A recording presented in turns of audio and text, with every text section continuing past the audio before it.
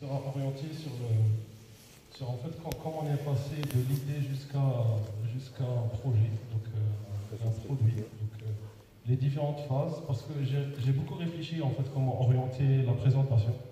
Donc je me suis dit qu'il y aura beaucoup d'étudiants et de profs. Donc dans le sens où ils veulent, en fait, ils ont une idée, ils veulent créer un projet, en fait il y a beaucoup de problèmes, il y a des questionnements. Donc moi je vais partager l'expérience qu'on a fait avec LabLabi. Donc les problèmes qu'on a eu principalement, parce que l'idée en fait c'est un partage d'expérience. Et aussi en fait comment on a réussi un peu à rentrer dans un marché qui est très difficile, qui dans notre cas c'est le marché des télécoms. Et comment on a pu en fait convaincre certains grands acteurs pour travailler avec nous. Donc je me présente, Samel, je suis le cofondateur de la startup LabLabi. Alors LabLabi c'est une plateforme d'apprentissage par la pratique dans les nouvelles technologies, principalement tout ce qui est télécom, mais aussi on fait beaucoup de cloud, cybersécurité.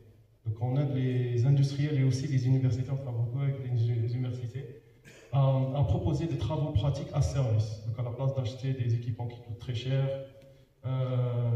aussi il y a des coûts d'installation, de maintenance. Donc on propose des travaux pratiques sur différentes thématiques qu'on verra. Si vous êtes intéressé, je peux en parler. Mais mon objectif aujourd'hui, c'est vraiment de parler de l'expérience de LabLabi, comment on est passé de l'idée jusqu'au projet, et comment en fait on est passé de 2 personnes jusqu'à aujourd'hui, on est en équipe de 22 personnes. Voilà.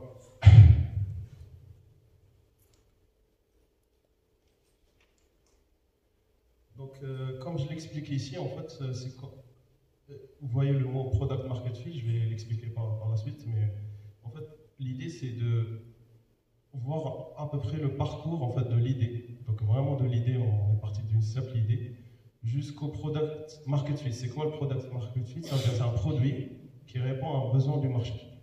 Parce que généralement, quand on crée un projet, une startup, l'objectif premier, c'est en fait trouver des acheteurs. Parce que c'est bien que tout le monde a des idées, tout le monde peut créer des idées, mais derrière, c'est comment les concrétiser, avoir un vrai marché. Donc, pas à pas, on va commencer vraiment de la naissance de LabLabi. Alors en fait, la naissance de LabLabi, en fait, on est 2 cofondateurs avec 2 profils très, très différents, alors qu'on a fait la même école d'ingénieur. Moi, j'ai fait un parcours très corporate. Donc, dans le sens, j'ai fait ingénieur, après j'ai travaillé chez des entreprises, j'ai travaillé chez Orange, Nokia, Mavenir. Donc, Mavenir qui est aussi une start-up, mais un peu plus grande, start-up américaine. Mais dans le sens, j'ai jamais eu d'expérience start-up. Mais durant toutes mes expériences, en fait, ce que en fait, je voulais faire, c'est vraiment créer des choses qui n'existaient pas en fait, au niveau de l'entreprise. À chaque moment, je rencontrais des blocages. Parce que quand on travaille dans une entreprise, c'est très bien. On a la tranquillité, on peut faire en fait, voilà, travailler sur des projets très intéressants. Mais quand on veut en fait sortir un peu de l'écosystème de l'entreprise et proposer des choses innovantes, c'est pas très très évident. Mon cofondateur Mahfoud, en fait, il a expérience plus start-up. Lui, il n'a jamais travaillé dans le monde industriel. Donc, il a fait une start-up, il a une première start-up. Après, il a rejoint LabLabi avec une deuxième start-up. Donc, en fait, moi, je viens du monde vraiment très corporate, lui, du monde plus start-up. En fait, et en fait, c'est quand j'ai commencé à travailler avec Orange, après 2 ans, c'était dans le secteur des télécoms, en fait, on préparait la 5G. Donc j'ai vu que, généralement, quand on parle de nouvelles technologies, il faut parler de formation, manque de compétences. Donc j'ai vu que toutes les solutions qui existaient dans le marché, c'était orienté théorie, il n'y avait pas de pratique. Et en plus de ça, c'était mondial, c'était pas que certains pays, en fait, ça touchait tout le monde, en fait, tout le monde faisait des formations 5G, Internet des objets, mais personne, en fait, faisait des labs, ce qu'on appelle des labs, des environnements d'apprentissage par la pratique, des travaux pratiques. Alors, la première personne que j'ai appelée, c'est Mahfoud. Pourquoi? Pour 2 raisons. Parce que lui, il travaille déjà dans une start-up, donc, et aussi, en fait, c'est au-delà de ça, parce qu'il y a certaines confiances entre nous, c'est un ami. Donc, on se partage. Parce que les cofondateurs, il faut avoir un certain lien hyper bizarre, mais qui est très important, de confiance. Donc, progressivement, la première chose qu'on a fait, en fait, et que je conseille à tout le monde, c'est avoir une vision en fait. Donc, j'ai une idée, est-ce qu'elle va répondre à un besoin, etc. Mais avec une vision en fait qui est exactement quoi. Parce que des fois on a une idée, mais en fait on ne sait pas quelle est la vision de cette idée. Est-ce que je vais faire une idée juste pour je sais pas, pour ramener de l'argent, ou je sais pas, cibler, aider des gens, genre des idées bénévoles, etc. Donc on a commencé à travailler sur ça, et pendant quelques semaines, en fait on s'est dit, avant de se lancer, il fallait en fait tester l'idée, qui est vraiment, en fait, qui nous a conduit en fait à créer une première équipe. Donc généralement en fait, l'idée qu'on fait, en fait, nous-mêmes on a fait, quand on est une startup, en fait, on cherche à avoir la meilleure équipe du monde. Donc avoir, par exemple, moi je suis le CEO de la startup, et Marco c'est CPO. Alors CEO, généralement c'est lui qui gère la partie business, chercher. En fait, CEO il a un seul objectif, s'assurer que tout le monde a des salaires et en fait que le business fonctionne. Le CPO, en fait, il s'assure que le produit technique répond à ses besoins. Donc en fait, c'est un duo qui est hyper important, qui doit fonctionner ensemble. Et en fait, l'erreur qu'on fait généralement, et même nous on en fait, c'est créer une équipe en fait top. Donc avoir un directeur marketing, avoir un CMO, chief happiness, il y a plein de postes qui se créent maintenant. Il y a même des chiffres qui travaillent juste comment rendre l'équipe, etc., hyper contente au sein de la culture, etc. Donc nous, on a fait ça. On était 5 donc, au départ, et à la fin, on est resté juste 2. 2, pourquoi? Parce que c'est les 2 seules personnes qui arrivaient en fait à prendre ce risque, parce que startup, pour faire ce passage de l'idée et abandonner un travail, etc., il y a un risque derrière. Donc, et c'est pas un don, mais c'est une compétence qui est difficile à avoir, mais en fait qu'il faut avoir. Parce que on a eu des très bons profils, mais c'est des très bons profils au sein d'une entreprise. Mais ils n'avaient pas le mindset et l'écosystème startup. Dans le sens, en fait, difficile de prendre des risques, difficile d'abandonner des choses, etc. Donc, moi, ce que j'ai appris avec ça, c'est, en fait, vous n'avez pas besoin d'être 4, 5, etc., cofondateurs. Il suffit, en fait, juste de... La moyenne, en fait, dans le monde, c'est 2, 3. Donc, ce qui est ici, en fait, c'est quelqu'un qui travaille sur la partie business, qui parle avec les clients, et le deuxième qui travaille sur le produit. Ça peut être un produit, une plateforme, une application mobile, un produit physique, un hardware, etc. Mais comme ça, en fait, c'est une boucle hyper importante dans le sens où l'un a les besoins des clients, il parle avec les clients, et le deuxième, il construit en fait le produit sur la base des retours des clients. Donc, ce qui est en fait une très bonne transition à ce slide, c'est en fait il faut penser vraiment client. L'erreur que beaucoup, et c'est pas qu'en Algérie, je parle mondialement en fait, c'est des statistiques mondiales.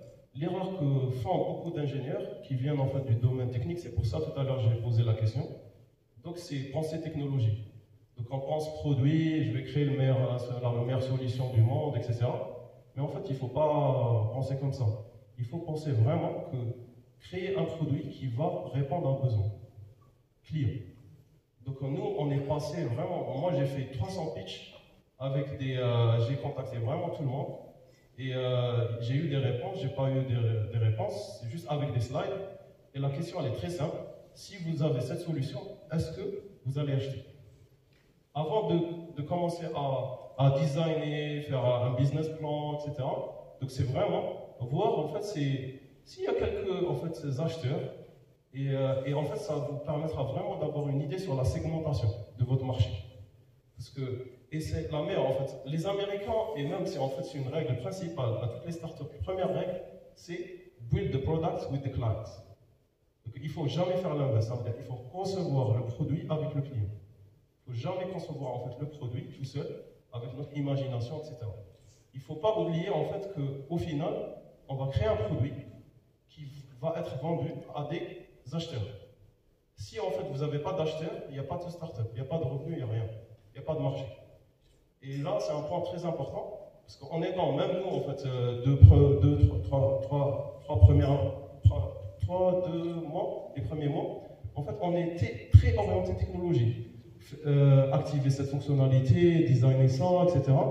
Et en fait, à certains moments, on s'est dit, il y a une erreur. Donc, on a parlé avec voilà, des advisors, etc. Et on a vu que c'était mondial. Et maintenant, je le confirme à 2000%, que dès le départ, essayer de parler avec des clients.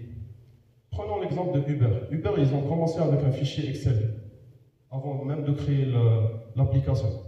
Tout le monde, en fait, a commencé avec des cas très simples. Nous, on a commencé la plateforme sans site web. On a fait des accès, des travaux pratiques en ligne, on a envoyé des liens manuels, un mail, et en fait, on a vu que derrière, il y avait besoin, avant de créer une plateforme qui contient 1000 fonctionnalités, etc. Voilà. Donc ça, c'est un point très important. Donc, on parle beaucoup d'incubateurs, d'accélérateurs, etc. C'est un point, en fait, parce que là, on est sur le premier point qui est l'idée. Donc, pour résumer, en fait, il y a la partie idée, vraiment, l'équipe, les fondateurs. Après, il y a la partie équipe, donc équipe qui est importante à concevoir dès le départ pour répondre. Et la partie client, donc répondre à des besoins. Après, en fait, quand on a une idée, généralement, on peut faire des programmes d'accélération, des programmes d'incubation. C'est très bien. Nous, on a fait plusieurs. Mais en fait, c'est très bien, mais en fait, il ne faut pas oublier le focus. Parce que des fois, il y a des startups en fait, qui rentrent dans un cycle très très dangereux qui est faire que des concours et des programmes d'incubation, d'accélération. Au final, en fait, ils n'ont pas de marché, ils n'ont pas de clients. Et en fait, ils font des concours, c'est bien. Ils font des programmes d'accélération, c'est bien. Mais ils n'ont pas de clients. Donc moi, en fait, je conseille vraiment vivement, parce que surtout ceux qui n'ont jamais fait d'incubateur, d'accélérateur, etc., ceux qui ont déjà fait un ou deux, c'est bien, il ne faut pas répéter. Parce que, par exemple, moi, en fait, quand on a fait un programme de start-up, il y avait des sujets que je connaissais déjà, donc j'ai pas en fait, voulu suivre ces sujets. Mais en fait, il faut toujours avoir le mais, n'oubliez pas le focus, parce que pour une start-up, le focus, il est très très important. Si on défocus, on peut perdre en fait l'équilibre, on peut faire rentrer dans un cycle qui est, et c'est très difficile d'en sortir. Voilà. Donc là, en fait, juste pour passer en fait la deuxième étape de l'Ablabi, là on a parlé en fait de l'idée, comment on a eu l'idée, comment on a créé l'équipe, et quelques erreurs qu'on a eues et comment les éviter. Prochaine étape, en fait, quand on a fait, nous, dans notre cas, on a fait l'étude de marché, on a parlé avec des clients, etc. Donc en novembre 2021, moi, en fait, et Mahfoud, on a décidé de quitter notre travail. Parce que c'était clair qu'il y avait un marché. On a déjà commencé à avoir des POC avec Orange, principalement, avec d'autres par la suite. Et on a commencé à construire une équipe, une culture.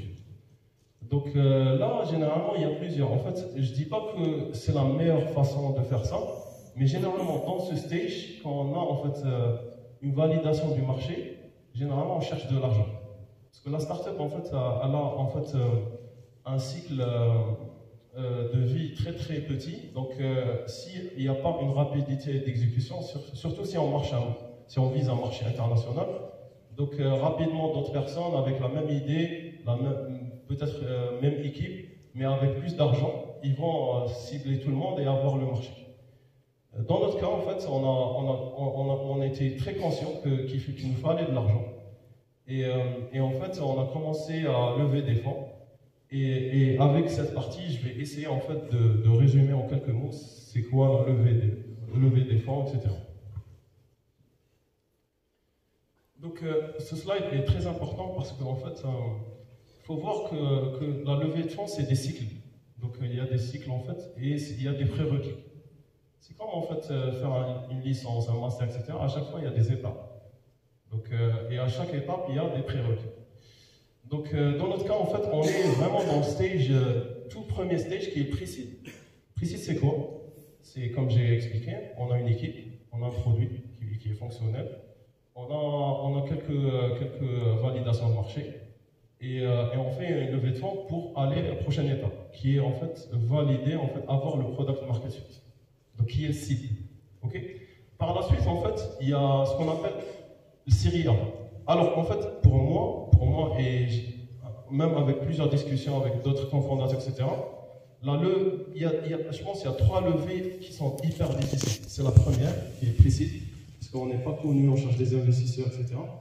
La deuxième, qui est série A. Série A, ça veut dire quoi? En fait, il faut avoir au minimum 1 million de chiffre d'affaires annuel. Et la troisième, en fait, qui est plus, voilà, soit faire un exit, vendre la boîte, etc. Donc, ça, c'est vraiment... Le site, série B, etc., c'est des continuités de rang pour atteindre des objectifs qui se rapprochent, mais en fait, de scalabilité. C'est tout. Donc, ce qu'il faut retenir, en fait, sur cette partie, que, en fait, c'est levée de fonds, c'est normé. C'est-à-dire, en fait, ça ne veut pas dire que je vais faire une levée de fonds, je vais la nommer série A ou CID, etc. Il y a des statistiques, même en termes de levée, en termes de valuation de l'entreprise, etc. Après, il y a des exceptions, bien sûr. Ce n'est pas des choses... voilà. Il y a certaines startups qui font des pré-seed avec une valuation plus importante ou moins importante. Mais au moins, il y a un modèle. Okay. Deuxième point, ce que je voulais vraiment indiquer, que en fait, lever des fonds, c'est un travail. Moi, en fait, j'étais pas très conscient, mais en fait, c'était une tâche voilà, dans notre outil voilà, très basique de chercher des fonds. Après, j'ai vu que oui, ça ne marchait pas. Et pendant 4 mois, je faisais que ça, vraiment. Tous les jours, je parlais avec des investisseurs, avec des fonds d'investissement. Et ça a pris beaucoup de temps.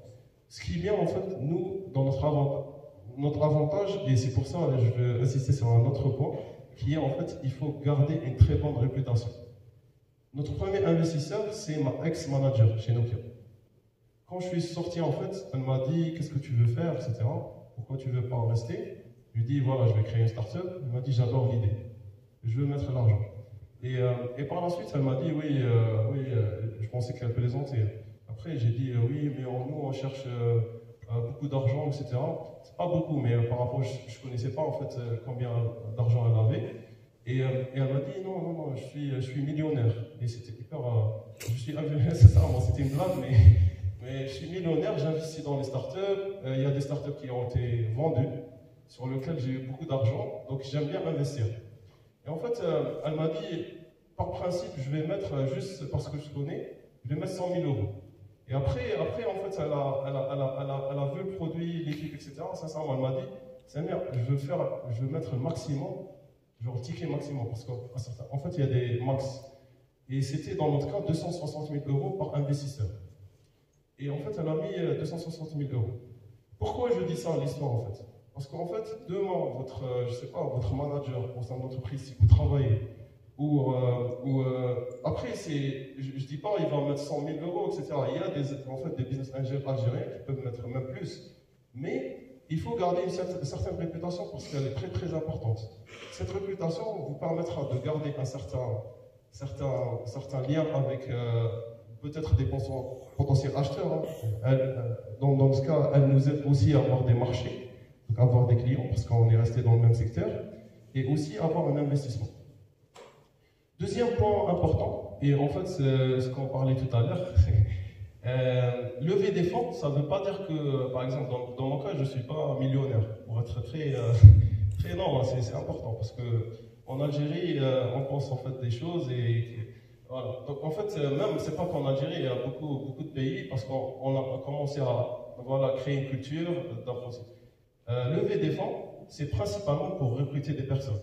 Moi, pour être très transparent et honnête avec vous, ça fait 1 année que je n'ai pas de salaire, alors que j'avais un très bon salaire. Donc, parce que j'ai un pourcentage dans l'entreprise, je crois à l'idée, je crois au potentiel, et j'estime vraiment demain qu'on peut être une licorne, et on peut, en fait, je vais expliquer par la suite pour ceux qui ne connaissent pas c'est quoi une licorne, et en fait, on peut créer vraiment une entreprise qui peut, concurrencer des très grandes entreprises. Mais à chaque fois, il faut voir que la levée de fonds, ce n'est pas du revenu, c'est en fait du capital des investisseurs qui vont venir. Ils vont croire, en fait, je vais dire les 3 paramètres pour le précis, et ils vont investir sur des fondateurs ou une équipe, une start-up, un produit. Et par la suite, si ça marche, ça marche, si ça marche pas, ça marche pas. Avec cet argent, ils vont recruter des personnes, construire une équipe, avoir des bureaux, Peut-être dans notre cas aussi, c'est payer des partenaires pour ramener des clients, etc. Donc tout ça, en fait, c'est hyper important. Et pourquoi, en fait, on fait des levées de fonds? Parce que si on ne fait pas de levée de fonds, on va rester 10 ans à faire peut-être ce qu'on nous, dans notre cas, on a fait en 3 mois, 4 mois. Donc avoir de l'argent, c'est très important pour une start-up, mais il faut avoir, en fait, un esprit par avant d'un plan d'exécution.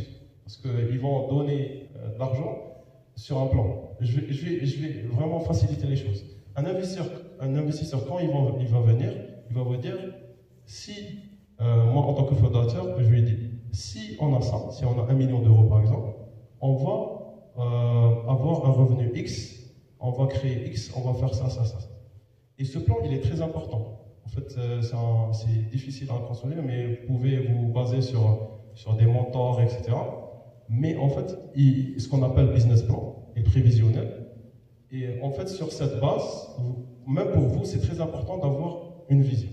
Donc, pourquoi vous faites ça? Comment vous allez suivre le marché? Combien de profits? Par exemple, moi, c'est quoi la différence? Je vais vous poser une question. C'est quoi la différence de lever 100 000 euros et 10 millions d'euros, 10 millions de dollars? C'est le business plan. Si vous arrivez à justifier que vous avez besoin de 10 millions de dollars, l'investisseur, il va vous donner 10 millions de dollars. Si vous arrivez à justifier que vous avez besoin de 100 000 dollars, l'investisseur, il va vous donner 100 000 dollars. Après, la différence, c'est aussi un autre point, c'est le secteur. Il y a certains secteurs qu'on voit, par exemple, médecine, ce qu'on appelle medtech, en fait, les technologies dans la médecine. En fait, c'est les seuls secteurs sur lesquels les pitchs ils sont confidentiels, on signe des NDA, etc. Et ils font des levées de fonds énormes, dès le départ. Parce que derrière, en fait, il y a des coûts de production et de recherche-développement qui est hyper important. Donc, c'est pour ça, j'ai dit tout à l'heure, il ne faut pas se baser à 100% sur des statistiques. Il y a des cas exceptionnels. Mais, globalement, on fait des fonds pour accélérer la start-up, pour aller plus loin, plus rapidement. Et en fait, aussi cibler un marché qu'on ne pouvait pas cibler par avant. Voilà. Donc, oui, Donc, j'en ai un peu parlé, en fait, c'est juste, dans notre cas, en fait, nous, on a eu des business angels. C'est quoi des business angels? C'est des investisseurs personnels qui ont de l'argent ou qui veulent investir dans une start-up. Et on a eu des fonds d'investissement, ce qu'on appelle les VC, les Venture Capital. Et en fait, c'est quoi la différence entre les deux? Je ne vais pas rentrer dans le détail, mais en fait, business angel, c'est en fait, ils investissent avec des tickets potentiellement plus bas que les fonds d'investissement, mais ils sont plus flexibles. Donc nous, on a des business angels c'est des amis, en fait, des friendly investors, avec lesquels on n'a pas de pression, on parle très bien, on parle de problèmes, on parle des choses qu'on ne peut pas parler avec d'autres, etc. Les fonds d'investissement, ils sont plus stricts. Ils suivent en fait la start-up chaque mois sur des KPI très spécifiques. Et par contre, en fait, ils donnent plus d'argent. Plus d'argent dans le sens où en fait, ils peuvent aller de 100 000 jusqu'à 100, 150 millions, par exemple. Si on prend l'exemple de ISL, la dernière levée qu'ils ont effectuée, c'était 150 millions de dollars. Donc voilà. Donc c'est ça principalement la différence. Un, c'est une personne physique, par exemple moi j'investis dans une start-up. La deuxième, c'est une entreprise qui a de l'argent, qui a des investisseurs internes et en fait qui vont investir dans d'autres entreprises. Voilà. Dans notre cas, en fait, l'histoire elle est très parce que nous à un certain moment, je me suis dit on va rester sur 260 000 euros, on aura voilà une vie d'une année. C'est une bonne expérience, après la vie est finie, et voilà. Après, en fait, c'est pour ça, vraiment très important, il ne faut jamais abandonner. Dans notre cas, en fait, j'ai jamais abandonné, j'ai envoyé des candidatures partout, etc. Et en fait, il y avait un concours de Silicon Valley, et un investisseur qui a vu en fait notre pitch. On n'a pas gagné le concours, hein, on est même pas, mais on a gagné une chose très importante, c'est cet investisseur.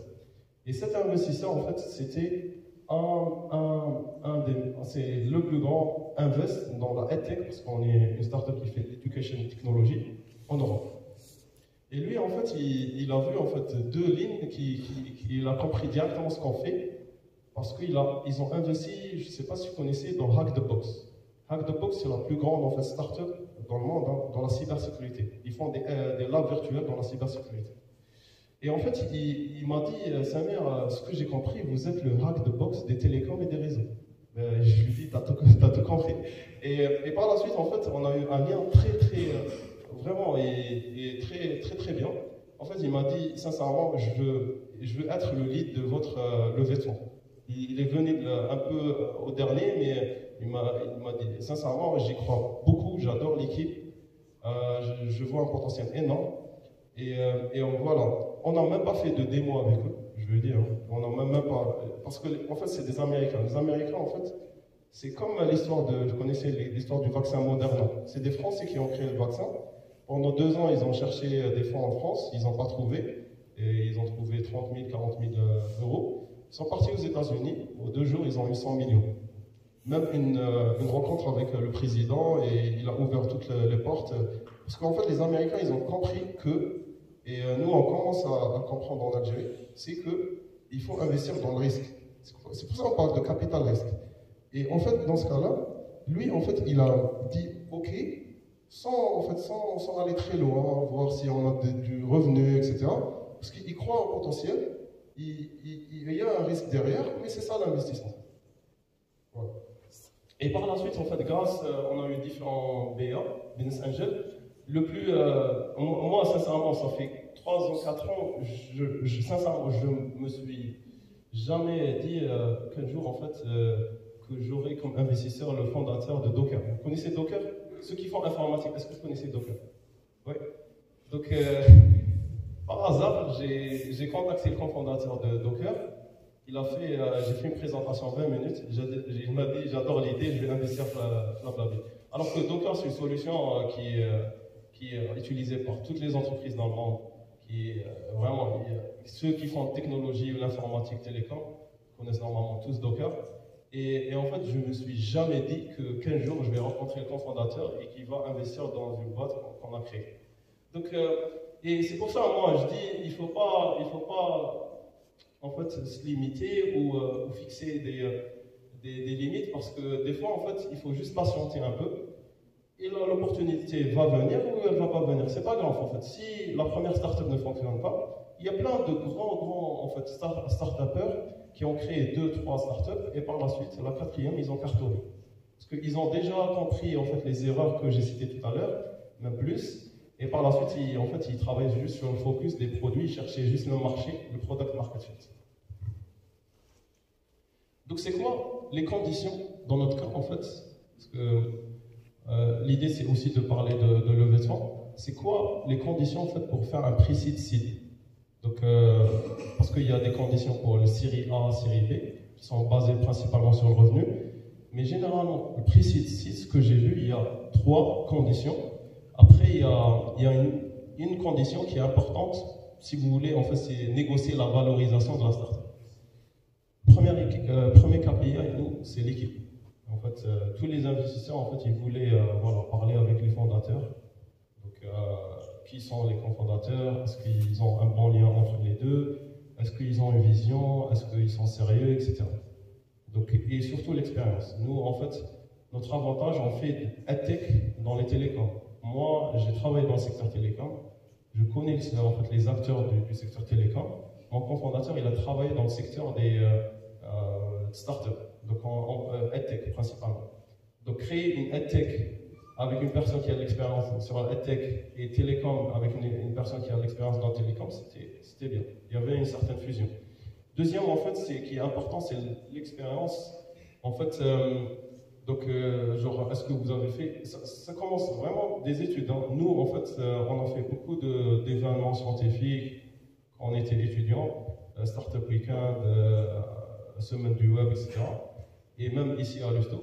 Et en fait, cette partie est très importante pour les investisseurs. Ça veut dire eux, dès le départ, en fait, quand ils étaient des étudiants, ils étaient motivés, ils cherchaient à travailler. Nous, on a évité de faire des erreurs, parce que quand on faisait en fait des événements durant les études, on a rencontré beaucoup de problèmes de gestion, etc. Donc c'était automatique. Donc l'expérience, ça commence vraiment d'avant en fait les études, et même pendant les études, jusqu'à l'expérience professionnelle. Deuxième paramètre très important, c'est la concurrence. Un investisseur, il veut derrière avoir de l'argent. S'il y a beaucoup de concurrents dans le marché, et en fait c'est difficile de rentrer, etc., donc ils vont hésiter. Or, si vous avez vraiment une fonctionnalité qui fait la différence, ou une manière d'attaquer le marché, des fois par exemple, prenons l'exemple de ESC. Et VTC, ça existe depuis longtemps, on est d'accord. Mais eux, ils ont compris, en fait, ils ont créé le VTC qui est adapté pour l'Algérie. Alors que Kerim, qui est racheté par Uber, ils ont essayé de cibler le marché algérien, ça n'a pas fonctionné. Et en fait, la différence entre eux et Kerim, c'est qu'ils ont une manière différente d'attaquer certains marchés. Par exemple, Tunisie aussi, c'est pareil, Maroc, c'est pareil, Sénégal, c'est pareil, etc. Donc des fois, c'est l'innovation dans le produit, et des fois, c'est dans la partie commerciale. Comment on attaque le marché, selon l'expérience personnelle des fondateurs, ou selon, en fait, juste, voilà, une idée d'attaquer le marché, etc. Troisième paramètre très important, c'est la value proposition, qui est en fait proposition de valeur. Et en fait, la question est très simple. C'est quoi la différence entre vous et Hack the Box? Dans notre cas, c'était clair. Mais dans d'autres startups, c'est assez difficile. Par exemple, c'est pour ça, en fait, généralement, on fait une étude de marché, on regarde les concurrents, et on essaie de trouver en fait une différence entre les deux, qui est liée aussi à la concurrence. Mais en fait, trouver le value proposition, c'est pas très évident. Mais en fait, il faut travailler dessus dès le départ aussi. Dernier paramètre, j'ai mis étoile parce qu'il est très regardé dans le seed et série 1, c'est la rapidité d'exécution. Eux, les investisseurs, ils adorent en fait les fondateurs qui exécutent rapidement. Et nous, en fait, ils ont été surpris. En 6 mois, on a fait 20 événements dans le monde. Ils ont dit comment vous avez fait pour faire tous les événements, attaquer toutes ces personnes, parler avec les bonnes personnes, etc. Ils étaient vraiment... Et comprendre des choses que généralement les startups comprennent. Par exemple, nous, on a compris qu'on est B2B, et généralement, quand on vend B2B, il faut identifier des champions. Les champions, c'est quoi? Ça peut être, je ne sais pas, un ingénieur ou n'importe quelle personne au sein de l'entreprise qui va vendre en interne votre solution. Donc, c'est comme un ambassadeur.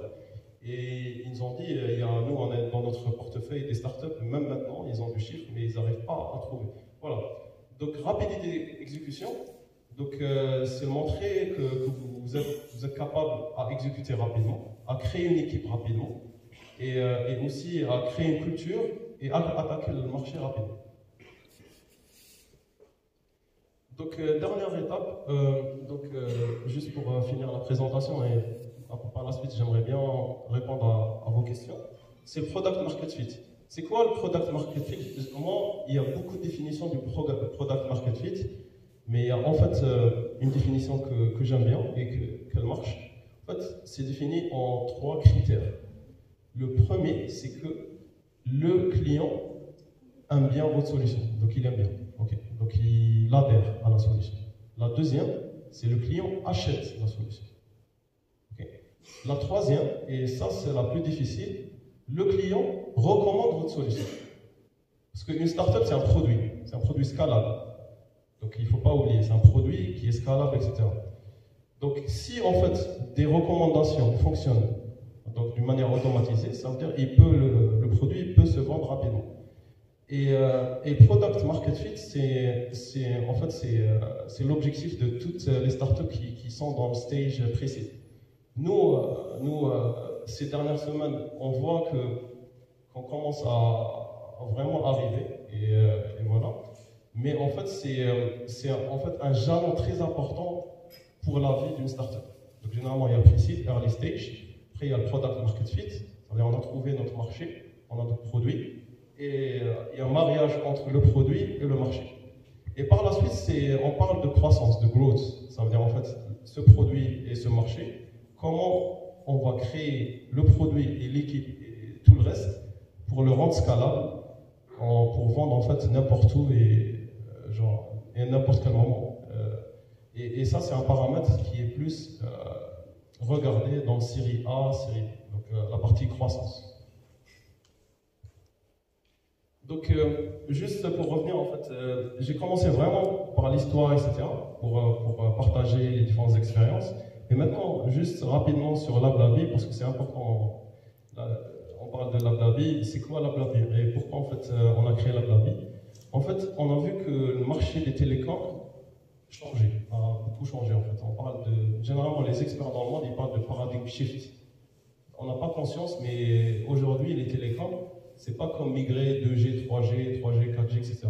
C'est un paradigme shift, en fait. Il y a même des grandes entreprises comme Orange, ils ont créé des départements pour réfléchir comment réorganiser les départements.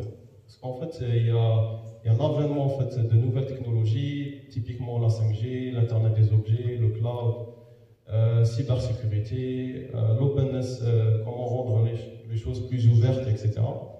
Et en fait, nous, on a vu qu'il y a un truc qui se passait. Il y avait beaucoup de solutions vendeurs qui vendaient des solutions production, mais il n'y avait personne qui parlait de formation. Comment skiller les personnes? Alors que tout le monde, regardez les conférences en fait, de Nokia, Ericsson, etc. Tout le monde parle, oui, on n'a pas d'ingénieur, on n'a pas de lack of skills. Et personne ne parle, c'est quoi le produit qui va répondre à ce lack of skills. Donc nous, on a créé LabLabi avec vraiment, on a vu qu'il y avait un new skill set à avoir, avec l'idée que Cloud Guru, qui est une licorne qui a été vendue 3 milliards de dollars, a fait exactement la même chose, ça fait 5 ans, que quand il y avait une migration de l'IT vers l'IT Cloud. Donc ils ont vu le shift, ils ont créé le Learning by Doing Platform, qui fait exactement ce qu'on fait, mais dans un secteur très spécifique. Donc nous, en fait, notre idée c'était ça au départ, de créer le Cloud Guru des télécoms, ou le Hack the Box des télécoms et les réseaux, et voilà. Donc, c'est quoi notre market focus? Donc, nous, en fait, quand on regarde en fait, ce sujet des laboratoires télécoms, des réseaux, etc., normalement, même à l'USTO que vous avez, en fait, on parle de constructeurs comme Huawei, Ericsson, Nokia, etc. Ces constructeurs, ils sont hyper chers. Moi, je travaille chez Nokia, les contrats sont énormes, Huawei, etc. C'est pour ça, et c'est les plus riches dans le monde. Première chose, c'est basé sur du matériel, donc il faut investir sur du matériel qui va devenir obsolète très rapidement. C'est-à-dire il y a derrière des coûts de maintenance, de support, etc. Et aussi, en fait, c'était des solutions pas très flexibles. Ça veut dire, moi, j'ai un lab chez Huawei 5G. Demain, je veux un lab 6G. Ils ne vont pas déployer le lab en 2 jours, 3 jours. Hein. Il faut attendre 1 mois ou 2 mois, 3 mois, en fait, ça prend énormément et il n'y a pas de partie flexibilité, agilité entre le produit et l'utilisateur. Ça, c'est la première partie. Deuxième partie, on a vu qu'il y avait des plateformes e-learning. Alors, e-learning, vous connaissez YouTube, Udemy, LinkedIn Learning, Coursera, etc. Mais eux, en fait, ils sont focusés juste sur la théorie. Ils ne font pas de pratique. C'est des vidéos, c'est de la documentation, mais derrière, il n'y a pas de pratique. Après, il y a le terme plateforme en fait qu'on utilise, c'est les hands-on. C'est quoi les hands-on? En fait, c'est des plateformes d'apprentissage par la pratique. On n'a pas créé ce concept. Ce concept existe depuis des années. Les plus grandes plateformes, c'est des plateformes américaines. Et en fait, l'idée, c'est que créer des laboratoires pour faire de l'expérimentation, des tests, de la pratique, etc.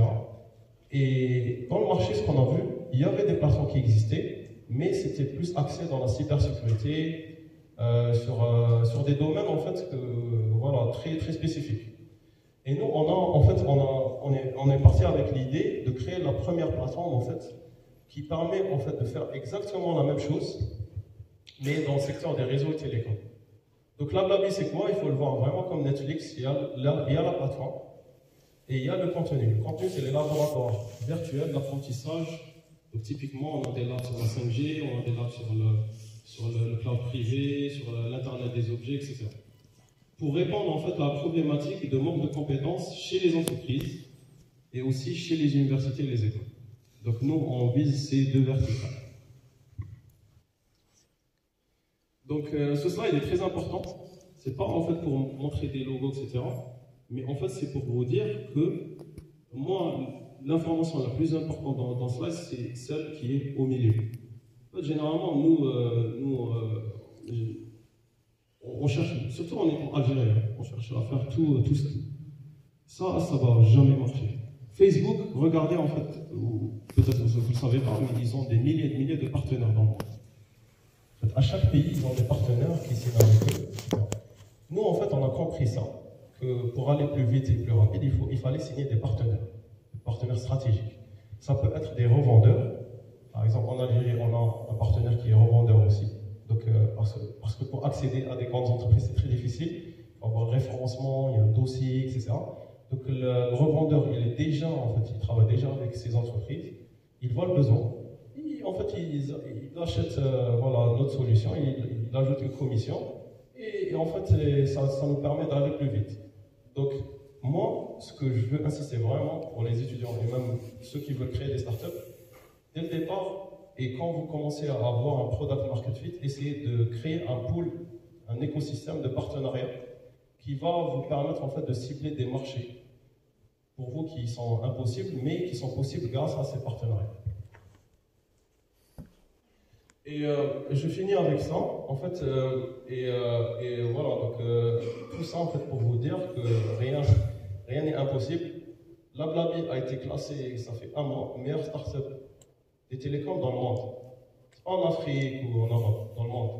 On a fait le pitch et en fait, moi, ça fait quelques années, je ne me suis jamais imaginé que demain, on va participer à un concours avec 15 experts, tous les directeurs techniques des grands opérateurs dans le monde, les standards, 3GPP, UITF, LEDS, etc. étaient présents. Commission européenne était présente. Et on était 300 startups. À la fin du pitch, c'était 15 startups. Il y avait des startups qui ont levé 30 millions, 40 millions, et nous, on a gagné, parce qu'en fait, ils croient au potentiel. Donc, ils croient beaucoup en fait, à la potentiel, à LabLabi, à cibler un marché qui est aujourd'hui vierge, mais accessible. Et en fait, je partage avec vous ça. Pourquoi? Parce qu'en fait, moi, j'étais aussi étudiant comme vous. Et je pense en fait tout le monde qui a cette motivation, en fait, il cherche à créer, en fait, il ne faut pas hésiter. Il faut bien s'entourer, il ne faut pas en fait défocaliser avec des choses en fait, qui n'ont pas beaucoup d'importance. Il faut rentrer dans des écosystèmes, et ça, c'est pas très évident. Maintenant, avec les incubateurs qui sont au niveau, nous, on n'avait pas ça avant, les incubateurs au niveau de l'université, le ministère des startups, etc. Donc, il faut essayer. Et en fait, c'est en essayant qu'on va apprendre. Au pire des cas, vous aurez des expériences. Et sincèrement, les entreprises, actuellement, sincèrement, vous ne pouvez pas imaginer le nombre d'offres que j'ai chez Google, etc. Parce que, de zéro, on a pu lever 1 million avec les grands investisseurs, etc. Et en fait, des profils, même si vous n'avez pas à lever de l'argent, etc., vous aurez une expérience hyper rare dans le marché, qui est le risque. Alors, en fait, quand vous allez rentrer dans une entreprise X ou Y, vous n'allez pas avoir des postes ingénieurs ou managers. Ils vont directement vous mettre dans des postes stratégiques. Parce que vous pensez différemment, et les entreprises aiment bien ça. Donc, ils aiment bien les gens qui pensent différemment. Ils peuvent apporter de la valeur au sein de l'entreprise. Et merci, je vais répondre à vos questions.